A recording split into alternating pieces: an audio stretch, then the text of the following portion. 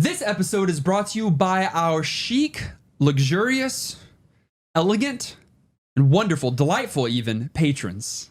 For as little as $1 a month or $1 billion a month if you want, you can get access to show notes, early access first plays, unedited episodes, and the famous Patreon pools. If that sounds like a good deal to you, and it should, check us out at patreon.com/NGP podcast. And at whatever level you're comfortable, you can lend your wallet and support to us making retro gaming content for you. La, la, la, la, la, la, la, la, la. I don't think they're going to want to...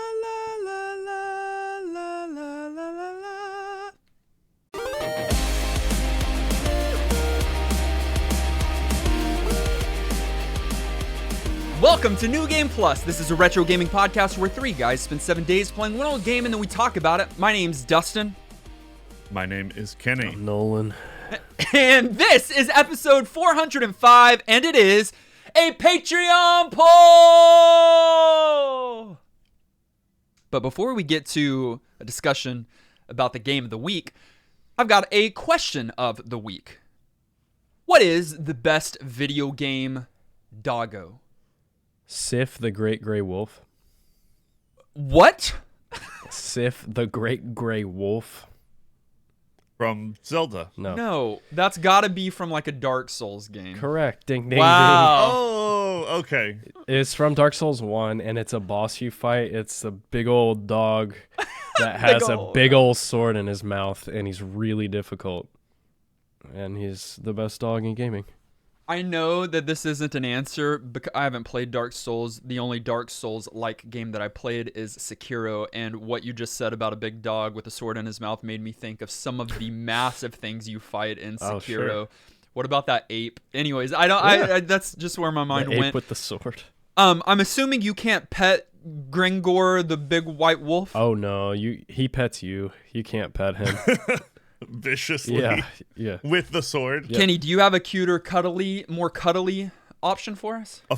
Yeah, of course. I'm not going to pick an enemy as the dog, although There are kind a lot of of a little enemy bit. dogs in gaming.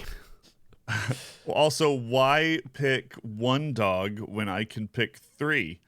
The answer is Cerberus, You can't pet him. specifically from Hades, and you absolutely From can. Hades. I went to Final Fantasy sure VIII, you which can. is a. Oh, you fight. no. I went to Kingdom Hearts. There are a lot of Cerberuses Sure, in Cerberai.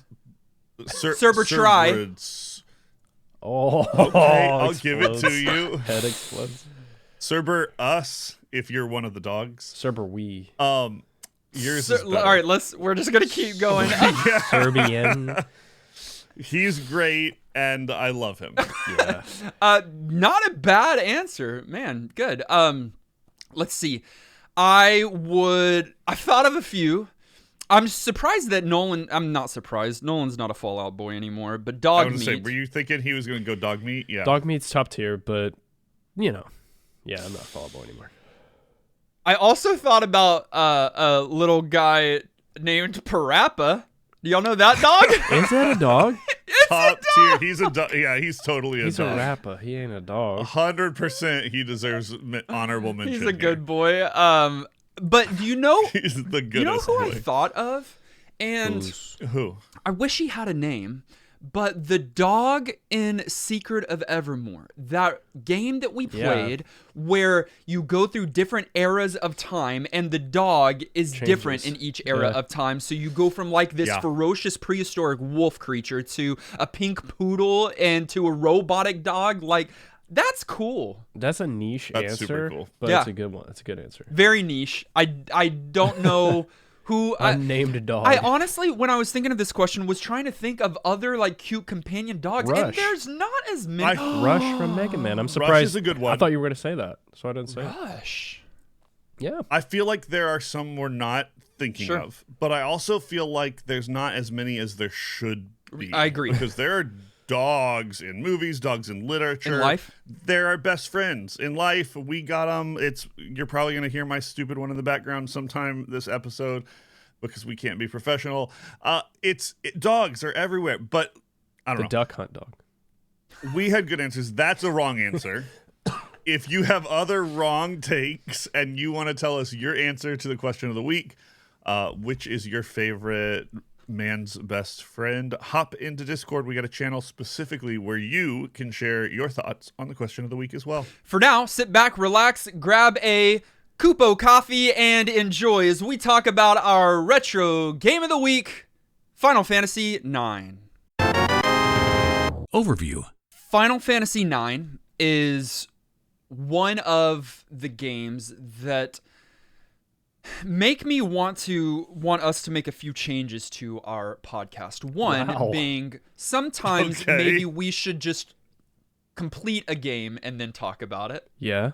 I am not against that. That's fair. Idea. You would be the majority of the time because we play games that we often don't want to complete. We would also have to change something else about the podcast and only play good games, which is games we hand select. Right. Secondly, it makes me want to have podcast episodes that are 2 or 3 hours long. Yeah. Yeah, you want to soapbox and just get on a pedestal and talk about how much you love this game. It brings up a point. Maybe every once in a while, we do like specialty episodes all the time. Maybe every once in a while, once a year, we just do a deep dive 2-hour bad boy. You're making Why me not? I got People would like goosebumps. Look, for our normal episodes, we record for about an hour and a half, right? I sit up straight in my chair. I have a lumbar supporting pillow behind me. But for episodes like this, I want to kick back and I just want to talk to y'all for a few hours about this game. Go through every Put your feet story. up. Yeah. Get a refill of coffee and come back. Yeah. Put another pot on. Put another cup up. Kupo. Okay, listen. Let's get to the facts about Final Fantasy IX before we get to the opinions about Final Fantasy IX. Okay. Fact. This game released late in the PlayStation's life cycle. In the year 2000, near the middle of the year, where the PlayStation 2 had already released at the start of the year. Which, by the way, one of the biggest, most hypest console launches ever. I saw a nostalgic collection video on TikTok of like people waiting for it, and they were just like, they couldn't wait to have that thing. And you didn't own one, did you? Of course, yeah, of course I did. Oh, for some reason I got one like the year it came out. I thought you were Nintendo exclusive almost. No. I had PS2. Okay. But this was for the PlayStation 1, to be clear, which was becoming an archaic system at that time. It was fact. That was a fact? No, I'm prefacing all of your facts by saying the word fact so that people know. Thank you. Makes for good podcasting. Yeah. Of course. It was developed and published by a company called Square. Fact. And it was an end of sorts to the franchise. Let me clarify why I mean such a thing. Of course, it is 9, so it was the last single-digit Final Fantasy before moving into the double digits, which we still are and will probably be for the foreseeable future. Think so? It was the last on the PlayStation, as I've already mentioned. It was the last, this is big, to be conceived and written by the series creator Sakaguchi. Do you want to know something? Is it fate? Is it really just like completely random? I didn't know this, and of course we didn't plan this. I was on Twitter this morning and saw someone wishing Sakaguchi a happy birthday because today is his birthday. Are you the day of recording? The day we are recording, his final true Final Fantasy game God is real. His birthday. God is real. Absolutely. Only God can do such a thing. Only God can make that happen. Is that not ridiculous, though? That's actually ridiculous. That is crazy. And also, I didn't know this was his final fantasy. Yeah, and after all these years, he's still having birthdays. Okay. So he was, of course, involved in future Final Fantasies, but more so from like an executive producer kind of chair. Yeah, he's there, right? He's signing off. This was his last hands-on, really doing something, like concrete. Yeah. Yeah. Can we bring him back? Oh gosh. I don't know if it's up to us necessarily, but yes. Maybe after he hears this on his birthday, because he's subscribed to our Patreon and gets unedited episodes, he'll know to return. But yeah, for a lot of reasons, it's the ending of an era with Final Fantasy, and in doing so, Sakaguchi in particular, wanted to harken back to the Final Fantasies of old. They had, with 6, 7, and 8, had been going a slightly different direction. With especially the sci-fi steampunk leaning a little bit more heavily there, along with some other things. They returned to their medieval traditional Final Fantasy roots here, and with a lot more levity, even, because we're getting very emo with 7 and 8 in particular.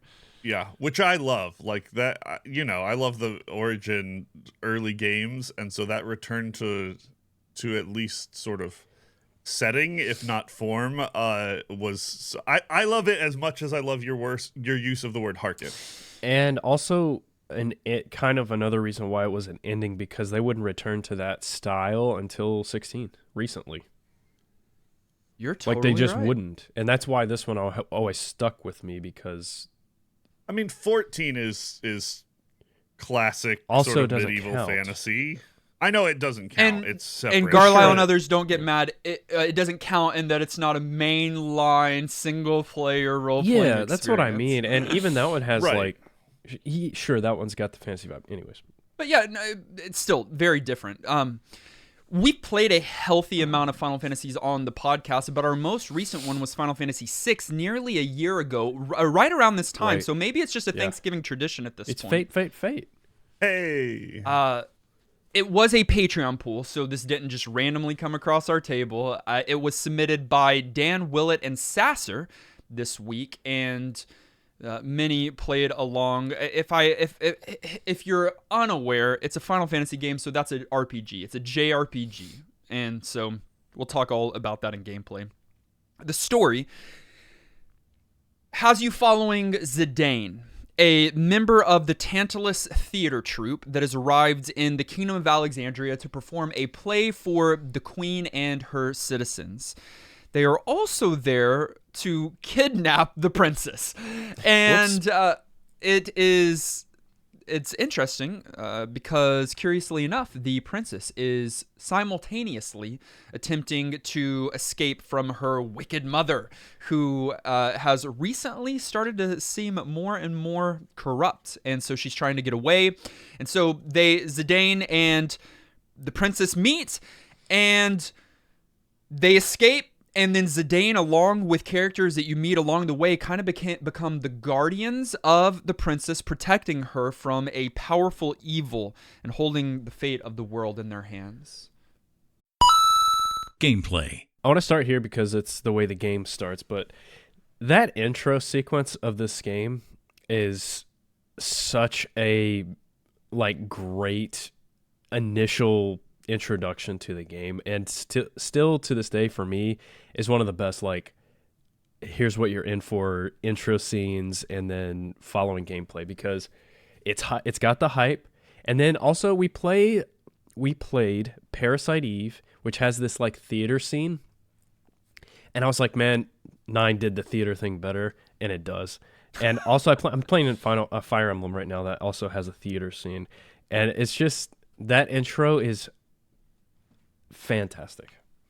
And what's super unique here is that within the first few minutes, the game has you playing 2 different characters, which is abnormal.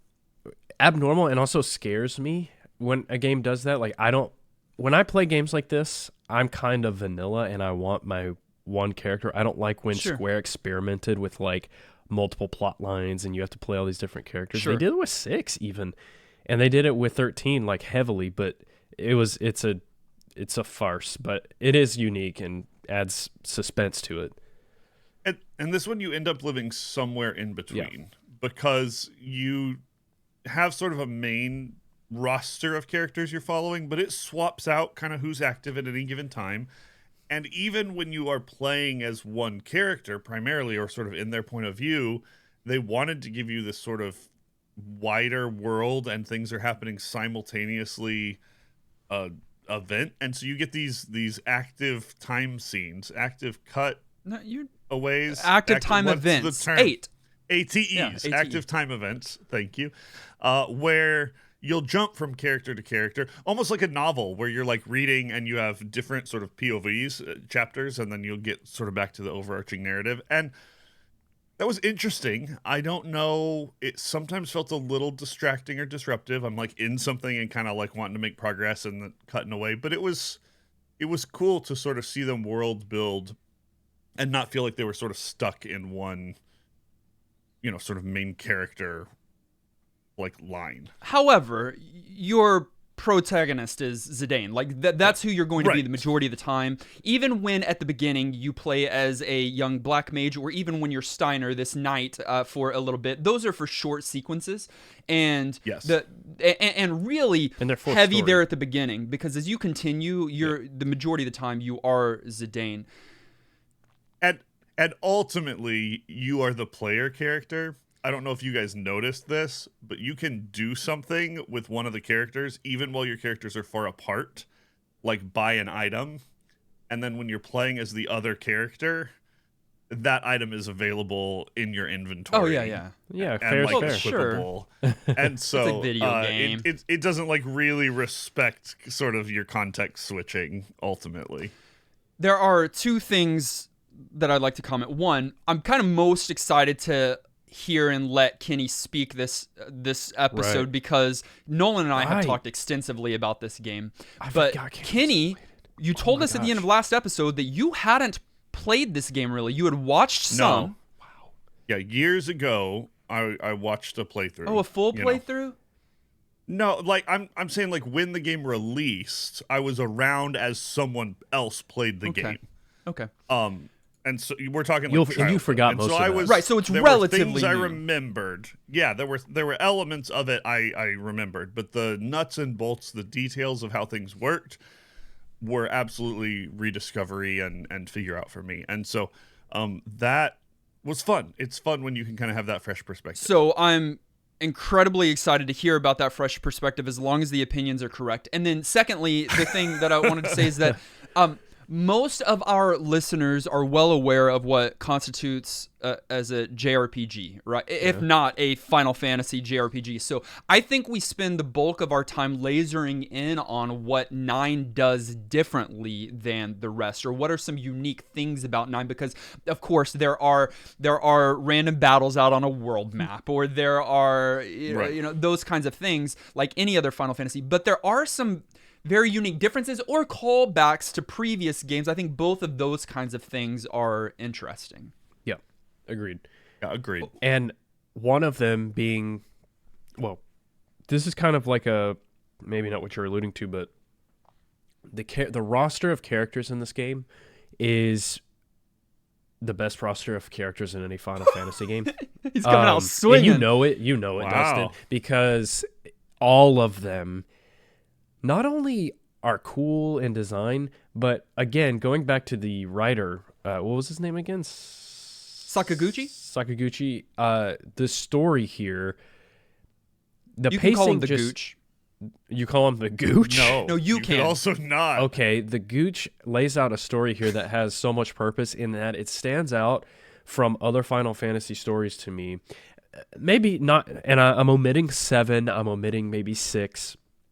But, the series, for the most part, the cliche is there's a crystal, there are 4 heroes, and they need to go get a crystal for some random reason, and they don't really revisit tension or drama as you go along, whereas this game does. And the ATE stuff kind of keeps that pacing going. But, dude, the characters here are top. And I'll tell you right now, Steiner's the best character. You've always liked Steiner. You've even liked Steiner more than the fan favorite of Vivi. Vivi. Which is probably your favorite because your profile pic was Vivi for the longest. And he's iconic. It still might be. I switched to Hades. Yeah, Hades got to preempt that. But I love Vivi, like most people. Yeah. I mean, you've got to love Vivi, You even if have you to love prefer Vivi. Steiner, because Steiner is, well, honestly, their relationship I know. is so fun because Yes. Steiner's so rude towards Zidane, reasonably so, but treats Vivi immediately like someone to be like knelt down to and respected.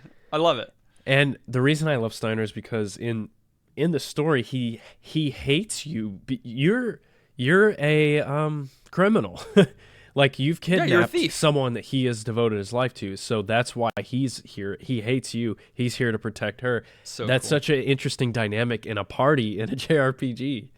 And his redemption arc's amazing. I'm gonna go with you, and then I'd love to hear Kenny's thoughts on some of these characters.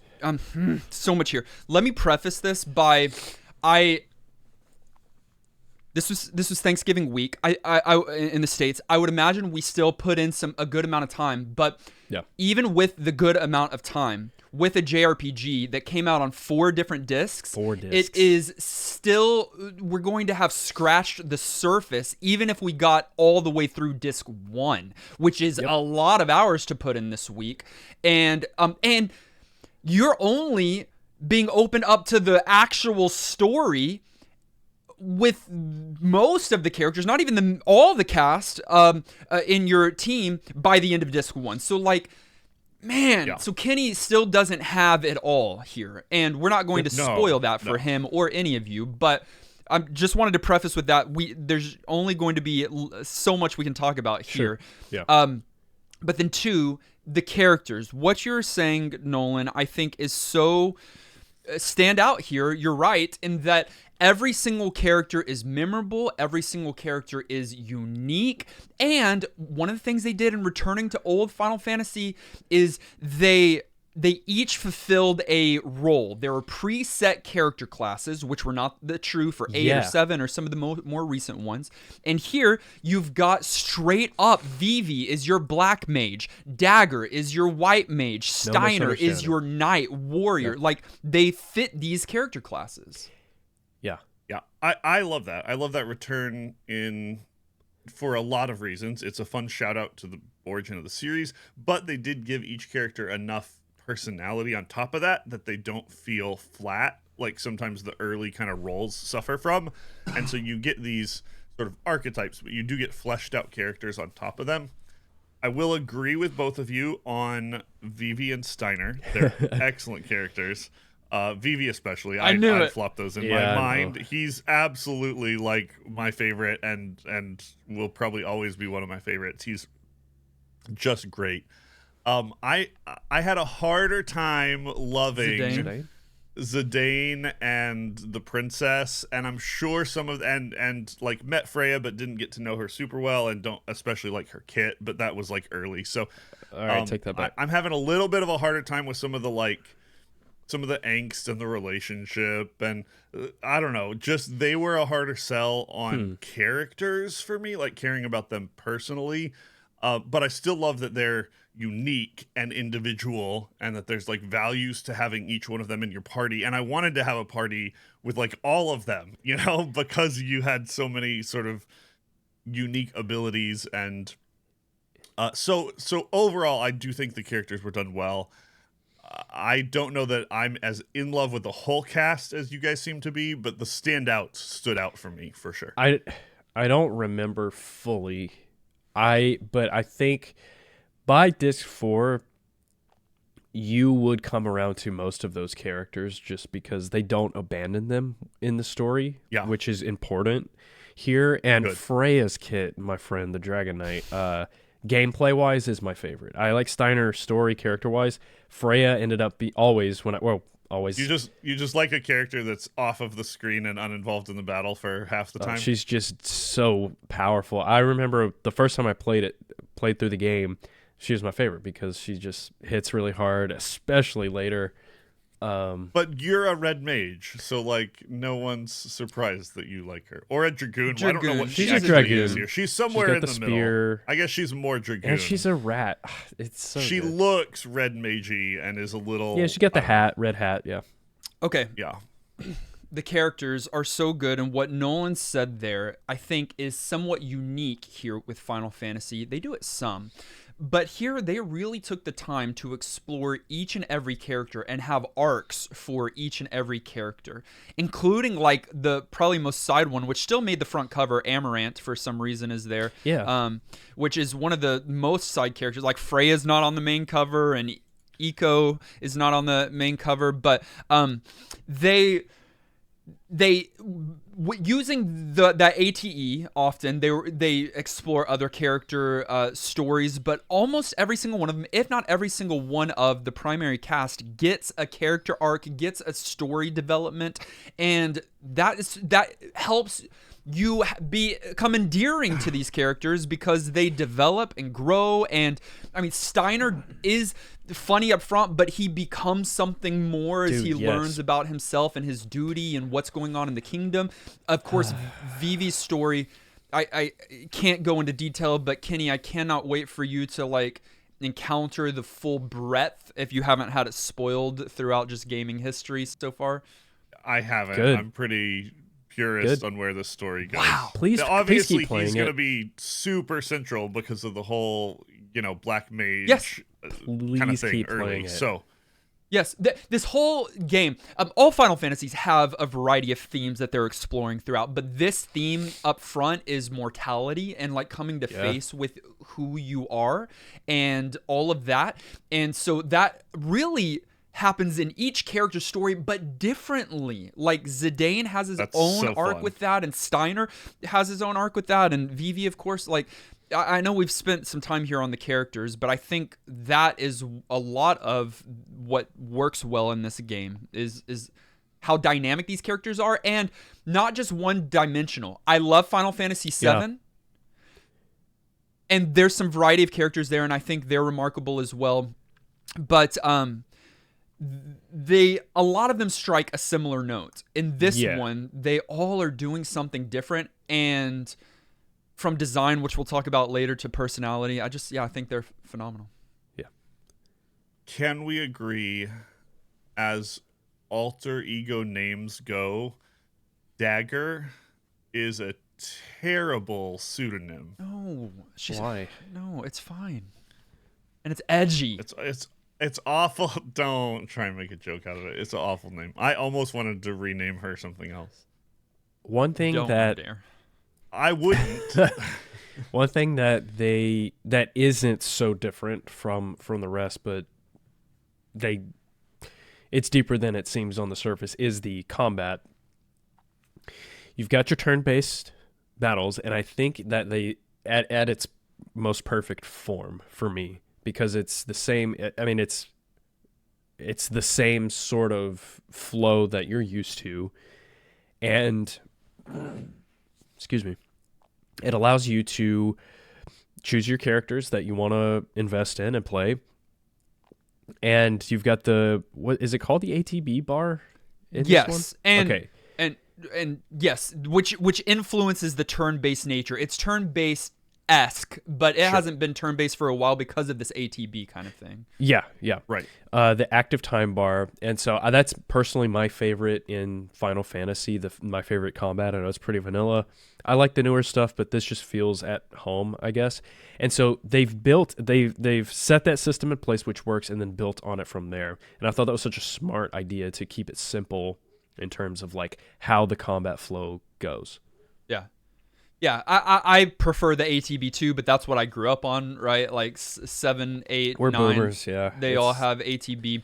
I get the downsides of it, but that modified turn-based kind of experience where it is turn-based, but your agility stat influences things. It's fair. It's a fair mechanic. I like it. It's fair until like your final bosses are hitting you 4 times before you get something off, but that's just a part of it, right? Like, Absolutely. I do love that battle system. The thing with the experience and character growth, I'm super interested on hearing both of your opinions. Kenny, I want to hear yours because this is unique here. Whereas 7 was going materia, so it's the things that you slot into your armor, and Brilliant. 8 was going with this junctioning system. 9 is all about the equipment. And it's the equipment all have certain properties that you can use those abilities right away, passive or active abilities right away once equipping them. But over time in battles, not only are you gaining experience to level up, but you're gaining ability points that help you learn those abilities that are attached to those equipment pieces that then you can use even if you take that equipment piece off later. And not every character can use every ability for every equipment piece. What did y'all think of that system? In my opinion, very simplistic, but I think it's a lot of fun. Here's my opinion. Throwback to Final Fantasy II, in that you have to level up your spells in that game, I believe, and abilities. So it's like this item. It's like this thing that is not attached to your character that they can invest in. 2, you mentioned earlier that the characters have set roles, which I always love. I think there's such thing as too much choice in a JRPG, and you end up getting overwhelmed, and your characters end up being underpowered. There's no misunderstanding here with these character roles. However, they did add this, which does allow for some sort of replayability, customization, whatever you want to call it. I think it's great. I love the concept. I love item hunting, like having, good items and having to find them and keep them and use them is interesting. I think we should talk a little bit about the synthesis stuff at some point as we get out of kind of items and into a little more depth of items as well, because that's sort of interesting. But I love the concept. In practice, I felt like all this forced me to do was more grinding than I would have otherwise, because I'm not about to have a skill that I can learn and have the ability to use in the future that I'm not going to master so that I can have it if I need it again in the future without putting on an old piece of equipment that's going to nerf me. And so every time I learned put on a skill that was new to me, I felt obliged to go out, to grind till I had that skill mastered, and to be ready to move on. I know that's probably not an official way to play. You can certainly keep those items and put them back on if situationally you need those skills. Correct. But like in the same way that it's a bit foreign. Mastering materia gives you some bonuses, and like they've got these systems. I felt very hamstrung to like I don't want to be limited here. I'm gonna lean into this and I'm gonna do that. Now, doing that can be fun. I don't mind a little bit of grind. I like feeling that I'm complete, but it did make the game a little grindier than I would have liked, and also it had me so paranoid about missing items. Especially when your main character is a thief and one of your primary abilities is to steal items. Thieving everything. Every single fight, especially bosses, because you aren't going to be able to go back to them again. I'm sitting there spamming steal until I'm 100% certain that they don't have anything that I want to take and have. And when that's one of your 3 characters, that made some of the boss fights actually much more difficult than they should have been. Not in good ways, but in annoying ways. So I don't know. The system works. I had fun with it. There were some downsides. I get some of the arguments there. A couple of things. One, very few abilities are exclusive to one piece of equipment. So if you don't get an item from a treasure chest or steal it from a boss, that's fine. You just won't have it early. You'll be able to get it later. So, which is still a problem in my mind. Not a problem. Secondly, one of the things that I was going to say was more unique to this Final Fantasy is I feel like you don't have to grind in this game really at all. I think that if you grind a level or 2 in the Evil Force, is that what it's called, near the beginning, so that becomes a little bit more simple, which you don't even have to do. And then if you grind a little bit at the end, you don't really have to grind anymore for level or survivability. And I just found what I did instead of grinding like you did, Kenny, this time, is I just would get new equipment that was better, but I wouldn't immediately equip that until I learned the abilities. So Sure. I would have the armor or a weapon that is a little bit better stat wise, but I wouldn't do it until I learned antibody, which would protect me from poison, or I would learn protect girls, which would defend girls or something like that. And I did some of that too, but even that feels bad. Like, I got this better sword, I really want to use it, but no, I gotta wait. It's stuck in my backpack until I like get past this threshold.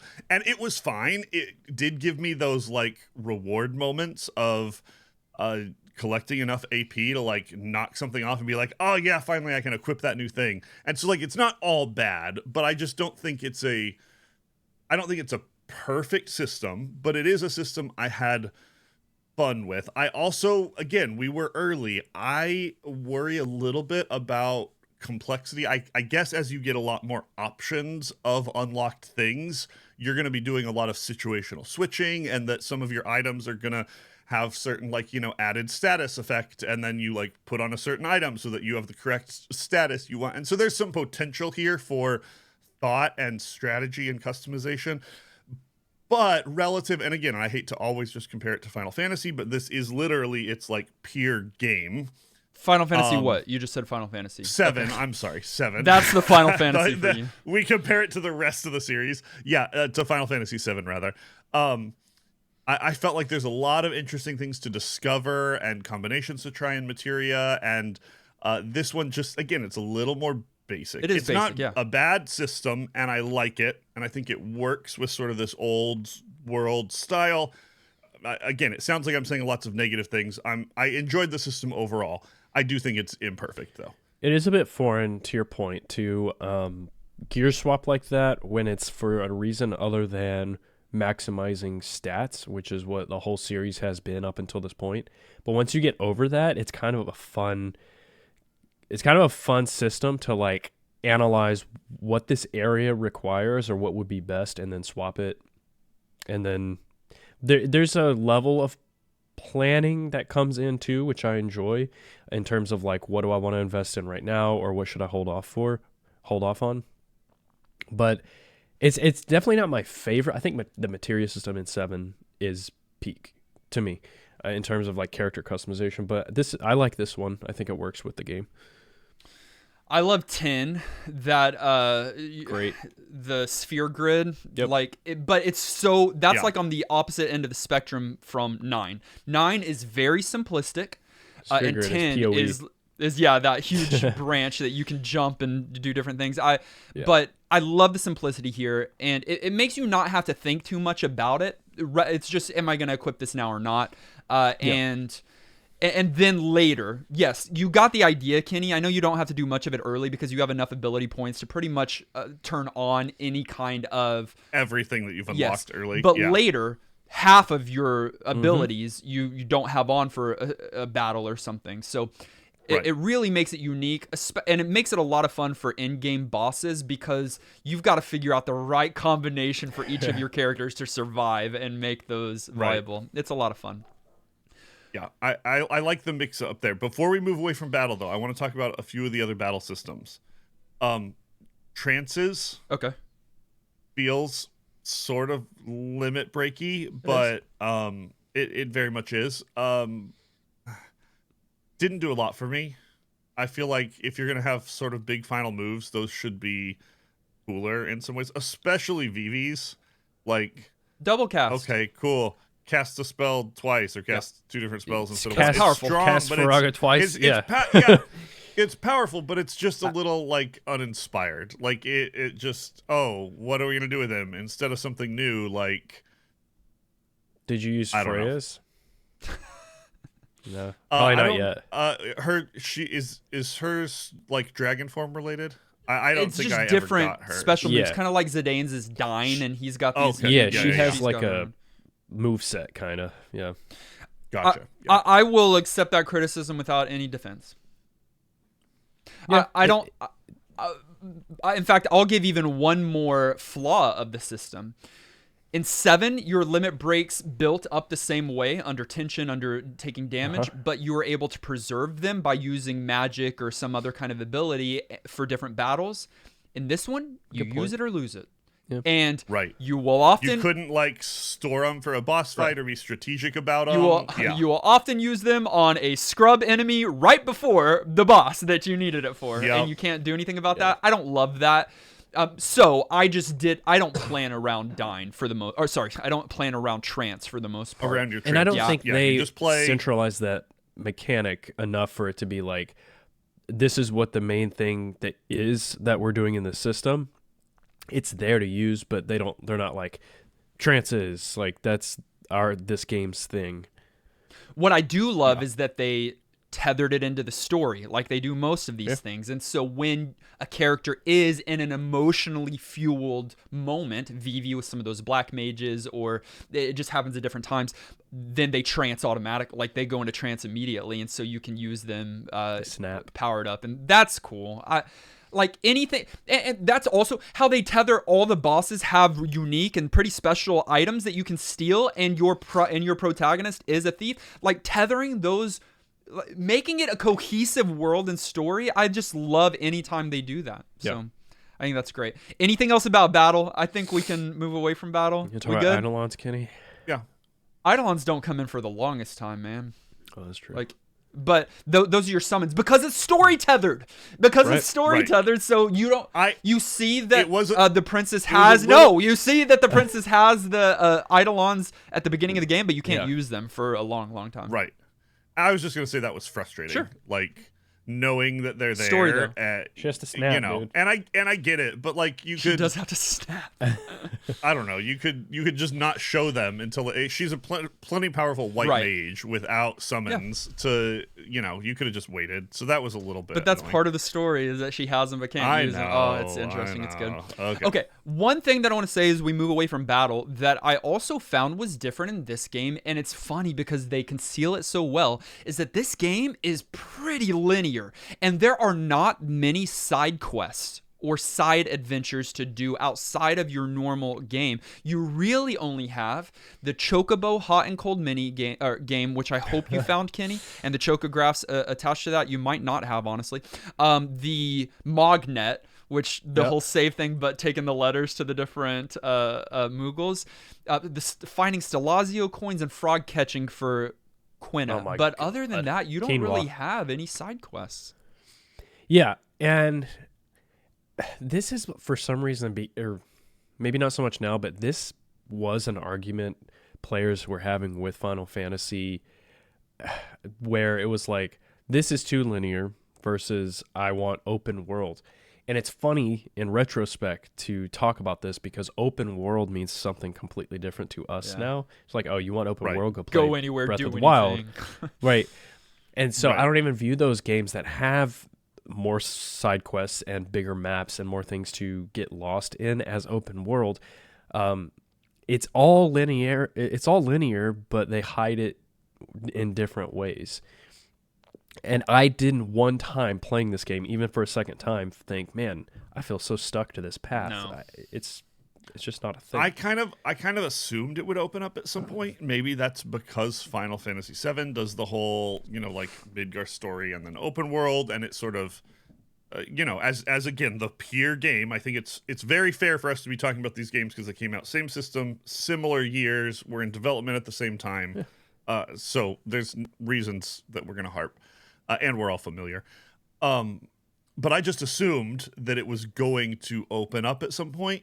And then when I realized that, like, not really, and that the overworld isn't really as, like, unlockably overworld as some of these games are, I was a little bummed by it, but I didn't mind because you could tell that there was sort of a more story-focused overarching narrative that really was what they were trying to push.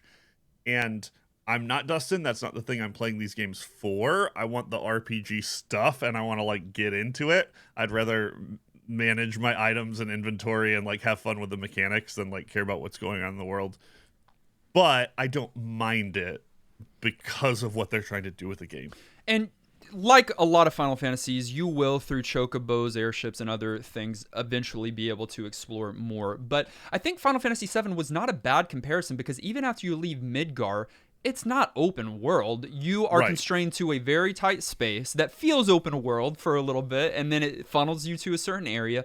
In the same way here, the first time you go to the world map, it feels big, but you can, due to mountains and water and everything else, you can't go many places. Right, anywhere except 1 or 2 places. I don't think by the conversations we're having, Kenny, that on your first overworld experience you stopped by the marsh and got another party member by the name of Quina, because that is a unique character that is yeah, I mean, in some ways it's a blue mage and it is special. Yeah. Okay, so you did it?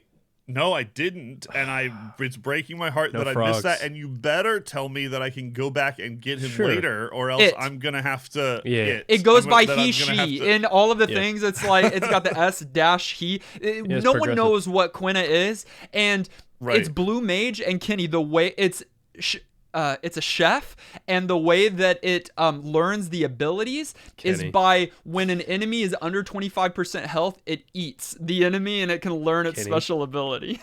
And let me tell you, first playthrough on this game, I used quinoa a lot. Yeah. Okay, so A lot. this week I beat the game I knew you would. Congrats, by the way. by going to an old save and fighting the final boss one Jerk. more time. Okay. I only got to the end of the first disc in my fresh playthrough, Yeah. but I wanted to go back through, and I saw, and this is not a surprise to me, I prefer a physical based combat as opposed to magic often. So in my final lineup, to fight the boss, I had Zidane, Quinoa, who else did I have? Steiner and Vivi. Steiner. Freya. I think No, I didn't even have Vivi. That was kind of my lineup because physical, fighters.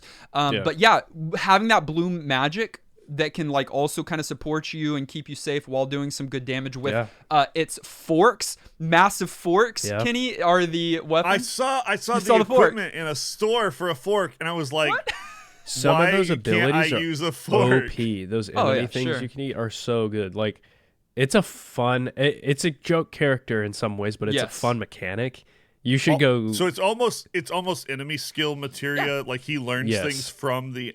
You need That's to like my do very it. It's favorite. and also the way you obtain that character is Ridiculous. ludicrous, and you just have to do it. Yeah.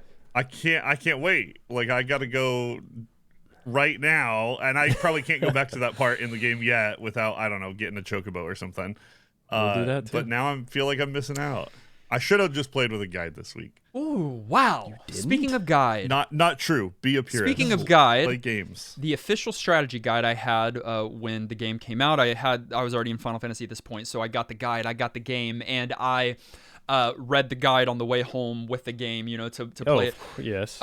This guide is universally hated by fans because The Brady Games, Primo, what are we talking yeah, they were trying something new here where they were trying to relate it to online capabilities. And so you would have the guide descriptions, the boss, but if you wanted more information, it would have a box there with a keyword. And you had to go to playonline.com and type in that keyword. And then Homework? you would get additional strategy and tips.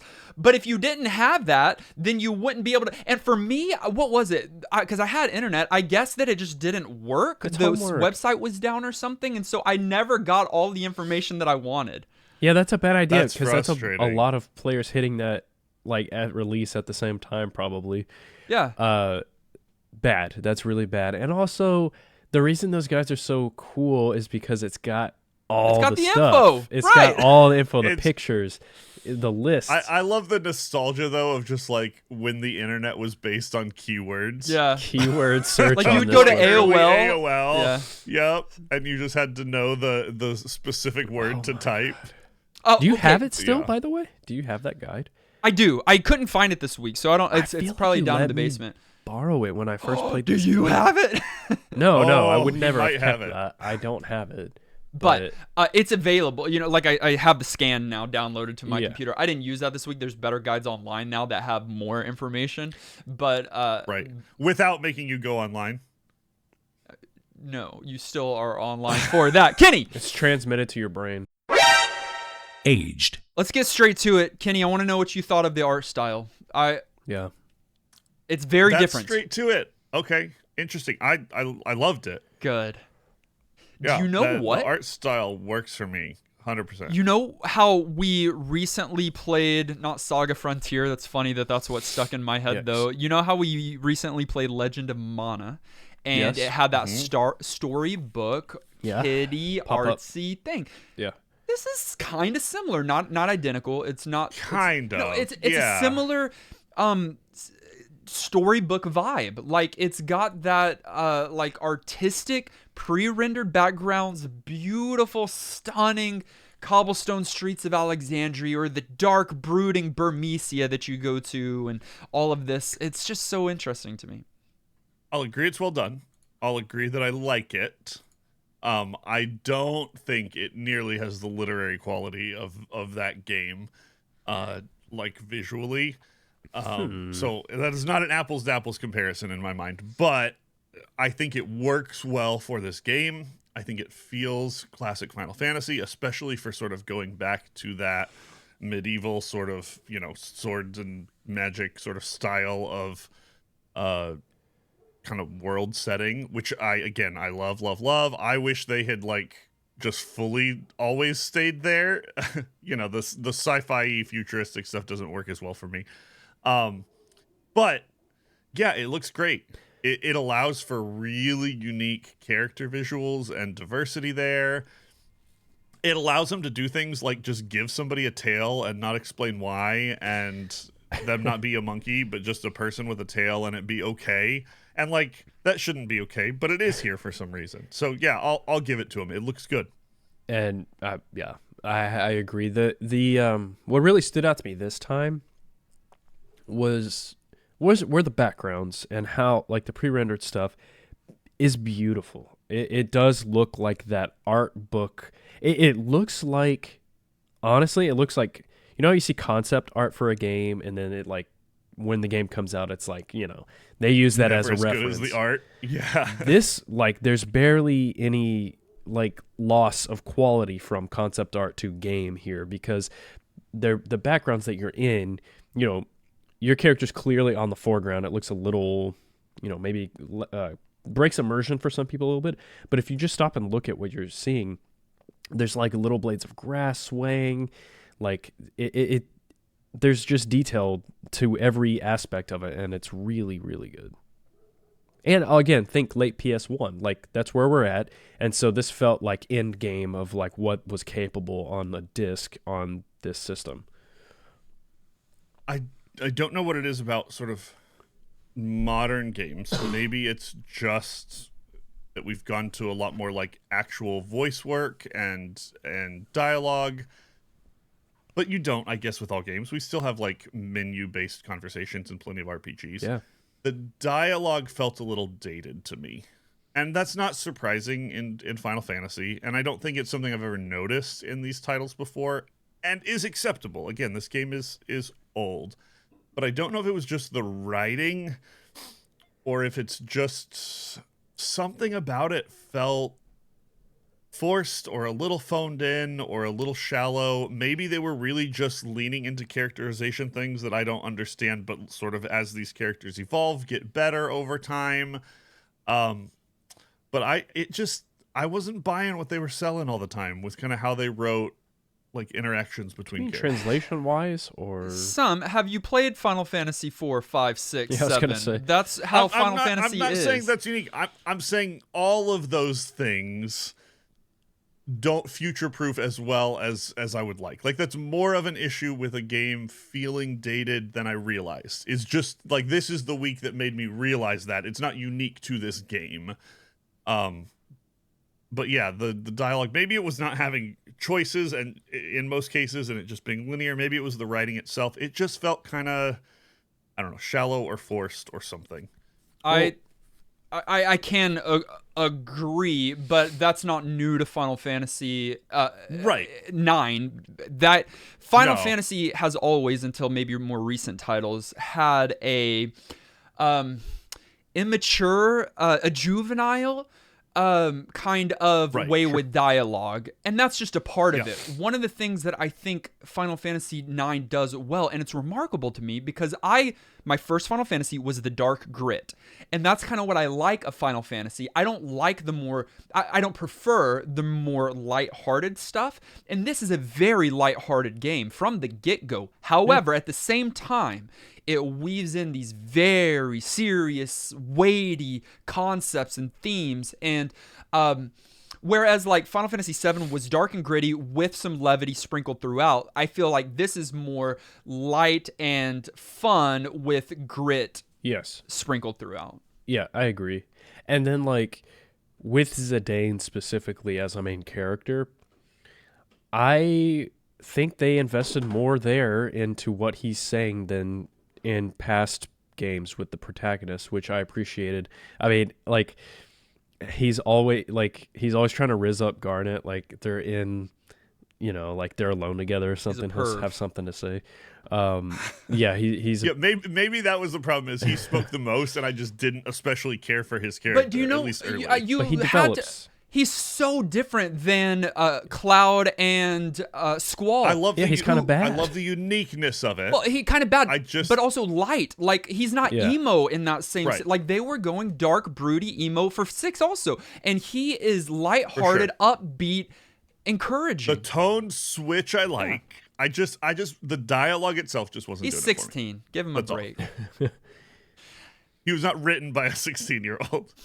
It seemed like he was. I mean, the Right, things that exactly. exist. Okay, music. This is. Hey, we said a lot of endings earlier. This is the final title in the franchise to have its soundtrack solely composed by Uematsu. Yeah, this is so poured in. He wanted traditional medieval kind of flair with an ode to old Final Fantasy. I think this is one of the more unique Final Fantasy OSTs compared to its predecessors, because those are linked in a lot of themes. Yep. This one kind of does its own thing. It's so good. It's so listenable. I mean, the whole thing is very fantasy. And again, I really love that angle about this game, from the weapon types to the environments and the music on top of that. It's just so pure Final Fantasy before the switch to like the more, I don't know, futuristic cyberpunk, whatever you want to call it stuff. The music's so good. Yeah, I liked it. It's very good. You didn't like I need it more enough. enthusiasm. I'm not hearing enough like there. I don't think I have played enough for the hooks to fully set into my brain with like associations. That one already lives rent free in my head. Yeah, that's great. And one. So was good. Yeah, like no complaints here, but I feel like there are other games that I recognize and the music feels more iconic. That's probably just a familiarity and amount of time spent with it. Because this was good music. It hasn't like solidified yet in my mind as like the very, very top tier. But again, it's my fault. One track that was like, I remember from the first time I played this game that like really stuck with me. I'm trying to find it. It's one that plays in Freya's area. What is that? What is Burmecia? Burmecia, yeah. And I don't remember the exact track name, but it is so. It's not Freya's theme, I don't think, but it's some of the character themes are so solid in this game. And fitting. The Overworld song is also very memorable. And I think the tracks. I can see what you're saying, Kenny. There are other 7 and 10. Whew. Yes, but 9 is its Right. own thing, and it is spectacular for what And it's up there. it's good. It just hasn't like dethroned any of my favorites, and I do think that again some of the ones you mentioned were ones that I would say edge this out. There are other games in the series. Have y'all heard of them? Oh, you think are there? A few other Final Fantasy. We played games. some of them. Go listen to those episodes if you haven't yet. There's plenty more that we haven't played. I looked on Metacritic this week and I found this interesting. Out of all of the Final Fantasies, Final Fantasy IX is ranked the highest on Metacritic out of all of them, with a 94 out of 100, which there's no higher than that, and I'm angry. Yeah, that is. I'm a little bit surprised too, but I'm not surprised that is the highest ranked out of all of them from a like critics standpoint or like the masses, because it's the essence of this game is Final Fantasy, to me at least. Yeah. I'm not gonna do it here, but it would be interesting to know, and maybe we do it here. I don't know where this Final Fantasy lands in your list of Final Fantasies. Okay, let's do it. Let's do it. It's going to be hard for Kenny. He's going to have to guess right now because he's not yet done with this. Can we pause? Can I plead with you, Kenny? Can you please finish this game? Yeah. I think there is a good chance. Do you have it on Steam Deck? Are you playing it on Steam? Yeah, I'm playing it on Steam Deck. So maybe that's a good chance for him then. Right. You can. Absolutely. I'm telling you, odds are good. If I didn't think it was going to happen, I'd just tell you. And that much. version is I'm better. Invested. I'm interested. In my opinion. I'm enjoying it. Yeah, it's portable, and it's worth pointing out, like as we're talking about age, that this game is accessible today if you do want to play it a lot of different ways. With some interesting quality of life improvements, maybe a few changes for the worse, but you don't have to swap discs. Like there are ways to play this game today that can find you wherever you are. I'll tell you where it ranks. Okay. I'm weird. I've got Final Fantasy 13 as number 2, and I've got Final Fantasy 9 as number 1. I love your list. It's so different. My list is a bit Wow. cursed, but that's my factual answer. I think this is the best Final Fantasy for sure. And I've thought that for some time. And even after playing it this week. Yeah. Yeah. Like I kind of want to finish my playthrough. I got close to the end of the first disc. I think I'm in Lindblom. I think we all got around the same area, yeah. Yep. Yeah, it sounds like it. It's number 1. I have a feeling if and when I finish this game that it will probably move up the list slightly. Has to. Given what I've played so far, I've had a great time. I think it's very solid Final Fantasy entry. It is up there on my list, but it's probably, I don't know, 4th, 5th, 6th for me currently. Some of those numbers, and that's making some assumptions about some of the titles that I'm not super familiar with. Some of those numbers were okay, some of those numbers were not. If it's in your top 5, I'm okay. You also included 6 though, which is unacceptable. Yeah, it's a top 5 FF, Kenny. I gave a range that I knew would both like put me into and out of that range just to see your reaction, and I'm not sure yet that's completely whether it'll fair. be top 5 or not. Completely fair. You've still got a lot of way to go, in some of the best moments still yet to play. Okay. So Final Fantasy VII is my top, of course. Right now, 10 is my second, and 9 is my third. I have always had this warring relationship with 9 and 10 because those are spectacular games. The both of them, they were right in my era, but also they do things completely different from one another in many ways. 9, I played the final boss again this week from my previous save and watched the ending cutscenes. 10 might have it there. I get emotional with both of them though. Yeah. Even this week, having not played through the whole game, but just witnessing those ending cutscenes again on 9, I got emotional just reliving those moments because they're so good and so powerful, so full circle, and so poetic and so wonderful. So right now, it's my third still. Can I tell you what would probably have made this almost for sure move into the top 5 for me?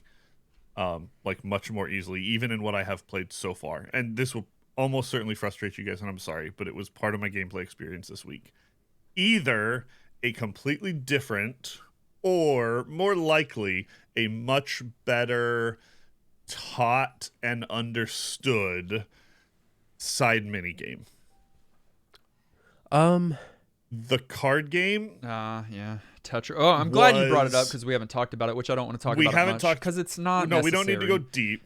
It's not necessary. I wanted to really like it. The idea of capturing cards and fighting and like stealing stuff was great. It wasn't understood very well, and so I tried it a few times.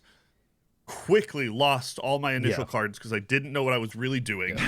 Then felt like I would have characters wanting to fight me and not have a way to do it. So felt like then I was missing out on cards I should have been collecting. And then was behind the curve and was like, well, forget it, and kind of wrote the whole thing off. And I should have liked that mechanic so much. I should have spent hours and hours playing it. Like, that's my jam. I'll give you that. I don't know how they fix it. I don't know if it's literally just teaching it better or if the game. card game itself needs to be better. But it was like almost there, and it wasn't, and it frustrated me. And ugh. It's a meme within the community. It's a game that has rules and sort of makes sense, but then has an air of randomness to it that completely throws off what an actual game is. It's no Gwent. Well, it's no triple triad. Final Fantasy VIII. Oh yeah, that's the best thing going for Final Fantasy VIII. It is a perfect card game. This is a deeply flawed card game. One that unfortunately, you would want to just do what you did and say, I'm just not going to invest in it, which sucks. You want to invest in it. But then 2, requires you to invest some because there's a point in the story where you have to beat a game to progress, and that's not good. Oh, that's frustrating. I forgot about that. There better not be like late game items or something hidden behind cards. No. At least. There probably isn't. I don't know but if there like is. Still frustrating. If you want to switch discs, which is not a bad thing, Kenny, then you can It's not. get the set for $15 used or loose. 4 discs. Yeah. Or $163 new, which is $1 less than Gem Smashers. Hey, affordable. Don't say it like that. They printed a Don't lot say of it like this that. game. Yes. I have disc 1 and the case. I don't know why. I borrowed it from like Zach or somebody, and I don't have the rest of it. That's not okay. Well, that's worse for whoever you borrowed it from and has the disc 2, 3, and 4 without a case I have and no starting disc. $15 divided by 4. Yeah, that's how much I have of this game. That's You got like $3 and change $3.50 worth of a game. Final thoughts. At the end of each and every one of our episodes, we determine whether or not the game gets our vote for New Game Plus status, which is our general thumbs up or thumbs down. It does require 2/3 of the vote to swing one way or the other. I didn't have to say that today because I think you already know our opinions. We'll start with Nolan. Okay. I've already said I have it at number 1 on my list of Final Fantasy games. And that is because of these reasons. I think that all of the Square people, like if you were to ask them, I think they would say this is their favorite Final Fantasy, because it had to be such a joy to work on, because it feels like a passion project in a way, but it's a mainline game. And I'll attribute it, if I had to pick one thing of why I think that's the case, it is the story. Sakaguchi's story here and the way this game was built around it is why I love it and why it's the most unique out of this era of FFs to me. 7 story, amazing. 8 story, not. 6, amazing. But this one feels so different in that it's like, it doesn't throw away a character, it doesn't throw away a moment, it doesn't throw away an area, and it's just magical. It feels like a magical gaming experience, and it's a must play if you want to. I mean, there's 16 of them. If you want to pick a handful, pick this one. Make sure it's in there. I love this game, and I kind of want to finish my second playthrough of it. So it's fun. Kenny, this was your first time playing the game this week. You have not yet finished it, but you've gotten almost through the first disc. What are your concluding thoughts? Yeah, so this is an unsurprising yes for me. I will say that this week did seal in my mind that some of the other Final Fantasies will probably be more of a favorite. I know as I get through this one that it will probably creep up a little bit. But I was hoping that this might swoop in and like take the number 1 spot because I love the return to form on the setting. And some of the things they did, I really vibe with. But some other stuff didn't work for me quite as well as I would have expected. So definitely worthwhile game. I'm super glad we visited it. Will almost certainly go back and play the rest of it. But yeah, a few rough edges that were a little frustrating, with the main one being, and really this is where my NGP vote transitions to a cry for help. That card game is going to make me absolutely crazy. Okay. No, I wanted to like it. And like a mini game should be good. I know it's not the thing, but this might be the beginning of my like villain origin story. Like that piece of the game like upset me. And maybe I'll learn it. Maybe I'll get good. Maybe it'll just always be bad. But I need an intervention. Definitely go play this game. But retrospectively, we'll see if it's top 5 or not for me. I am often asked, what Final Fantasy should I start with? And I typically have one of two answers, but my primary answer is Final Fantasy IX, and it is going to remain that way. I sometimes say Final Fantasy X, but I think Final Fantasy IX will probably give you a better understanding of which direction you want to go from there if you enjoy the game. Because it has such a callback to the earlier Final Fantasies, but it also has a futuring to the future Final Fantasies as well. It doesn't have voice acting, and it's better for that. 10 had good voice acting, but it's at the dawn of that, and so you're still working things out. 9, traditional. In so many ways, the battle system feels traditional, where 10 does some unique things there. You can swap party members out often. The ability system with the equipment, very simplistic, but has a lot of depth that you can dive into if you want to.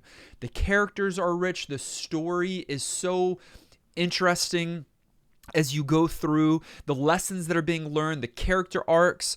I think almost anyone can play this game and within an hour know that you're playing something special. The cutscenes, we didn't even give enough time here, but such an upgrade from 7 and 8. The cutscenes are phenomenal. They're excellent. Yeah. Rich, beautiful, cinematic. Like, they're really going into the cinematic range here. And they are done just so well, and you get so many of them. It's not a perfect game. There are some issues with it, and some aging issues and dialogue Kenny brought up. But man, this is a phenomenal. I mean, I said it already. It's in my top 3 of Final Fantasy games, of my favorite series of all time. So I think this is a phenomenal game. And already from the length of this episode, you know that we found something special here. So I certainly think it's New Game Plus certified.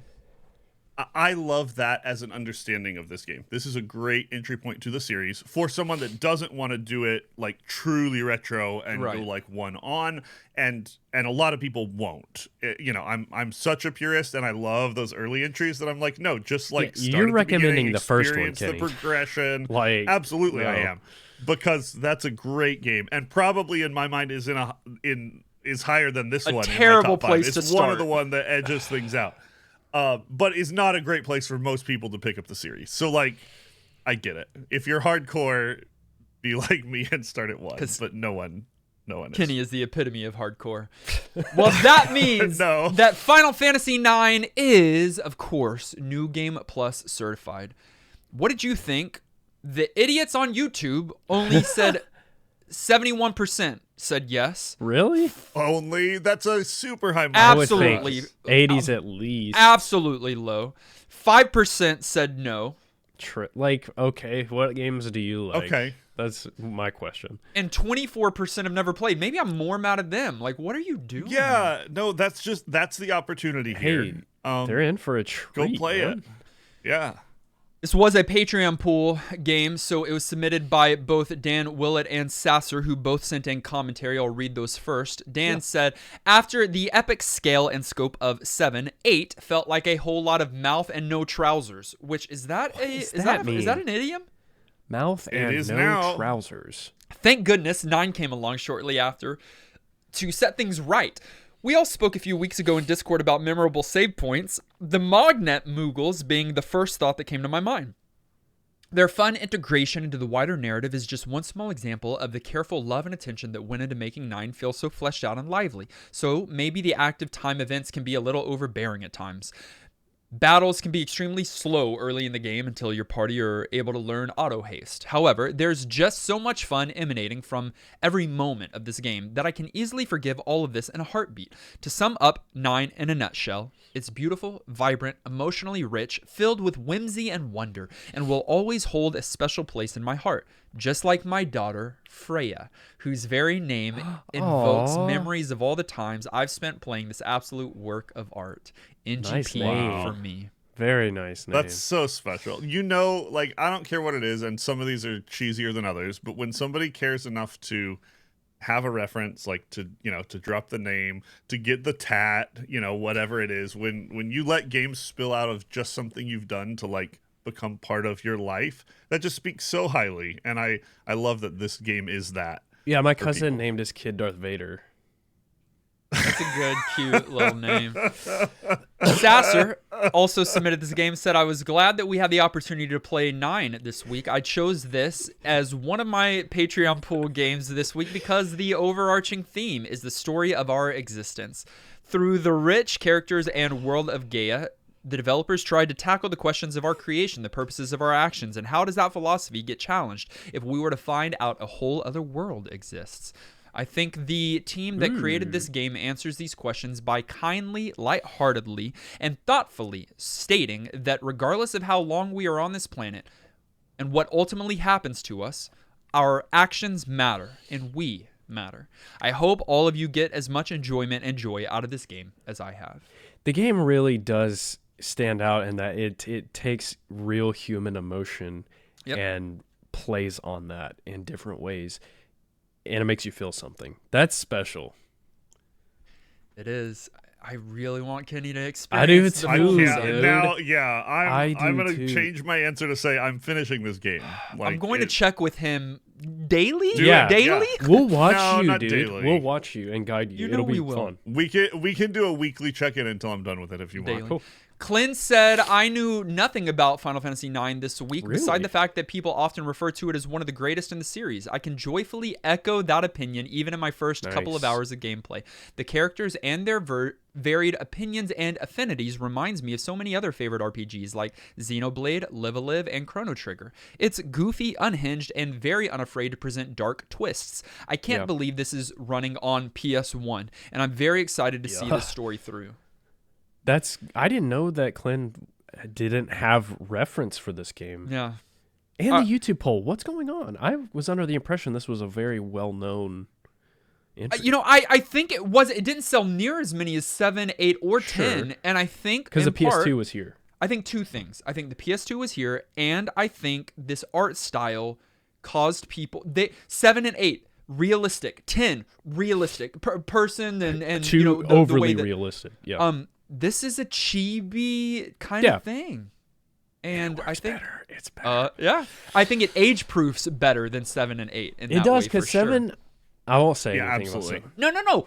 7 Cloud 7 looks has goofy, more kinda. aging issues than 9. Easy. Yeah. One more. Dave said, Final Fantasy IX is the comfort food of the series. With beautiful visuals and Yes. somewhat laid-back approach to storytelling, it uses its wonderful characters to really flesh out a world I'd love to live in. That, and I'll never forget about calling and then sending away the save Moogle repeatedly on the open world map, and eventually him getting annoyed and threatening me. I've played through it about 5 times over the course of my life, and it is by far one of the most fun to actually just play Final Fantasy games in GP. I forgot that he gets mad at you. He threatens Yeah. you. I think even with not on Switch because for some reason Ditto doesn't do achievements, but on Steam maybe you get an achievement if you call the Moogle so many times that he gets angry at you. Yeah. That's funny. It's Like, I got a wife yeah. and kids at home, dude. Chill out. So much charm and character here with this game. There are so many others of you that wrote in. So many. Might be a record this week for just length of commentary from all of you. So if you want to see what everyone wrote in, head into our commentary channel on Discord. There you can also submit your commentary week after week, and we'd love to include your thoughts as a part of our show next week. But for now, I'm setting aside Final Fantasy IX. Nolan might be, and Kenny will absolutely not be, as we randomly select the next non-essential, hopefully short game that we can kind of not give much thought to so that Kenny can continue to play Final Fantasy IX. Randomly selecting now. We're going to be playing a game that came out in 1999 in both the arcade and for the Dreamcast. Interesting combo. I'm guessing 100% a fighting game. You are correct. Well, Yeah. you are not correct. It is a beat 'em up. Oh, then I'm not correct. Well, what are you doing when you're beating people up, if Mashing not fighting? buttons. Beating them up. We are going to be playing the Dreamcast version. That was the one that was submitted to the Retro Master list, and that is the easier one. Cool. It is a game where you are armed with fists, feet, and whatever weapons you find along the way as you are tasked with ridding an unnamed city of zombies. It was originally titled Blood Bullet, The House of Deadside Story. I'm glad they changed What a it terrible to name. But they changed it to Zombie Revenge. much better. Much better. Okay. Dreamcast, we've had a storied Mixed. past with. We've Yeah. had mixed results with the Dreamcast. That last one was that Superhero one? that fake wannabe Rent a like hero. male superhero one, like mailed Rent a in. game is what it was. So find a copy of Zombie Revenge for your Dreamcast. You probably have it lying around, and play it with us for the next 7 days. Hey, join our Discord, please. You'll enjoy it. You'll have fun. We do, and all of our community members do. So go to discord.gg/newgameplus, and you'll get a free invite to the server. We also want to say thank you to those of you who support us on patreon.com, including our large list of producer-level supporters, such as Adam, Alex, and Marley, and Antonin, Ben, Big Dude, Brunt, Dustin's 5 o'clock, Shadow, Garlisle, Gimbin, Hallex, Harold, J. Robert, Jake, Jared, Joey, Jordan, Justin, Kenny's Beard, Clint, Nick, Nat, Corey, Levi, Maxima, Megatroid, Nolan's Old Mustache, Not Enough Dog, Orlando, Workin' Punch, Pedro, Sajin, Shane, Shauna, Psycho Mantis, Thomas Turtle, Unbedavable, and Zion. You guys are the best. Huge shout out to our director level supporters, Bro Jim, Miss Muso, Super Hypered, Siegfried, and Riff. You guys truly go above and beyond. We love you as much as Nolan loves Final Fantasy IX. We have some new patrons. Hey, Dunder and Stephen Fox are supporting the show for the first time. Dunder So Mifflin. thank you to them.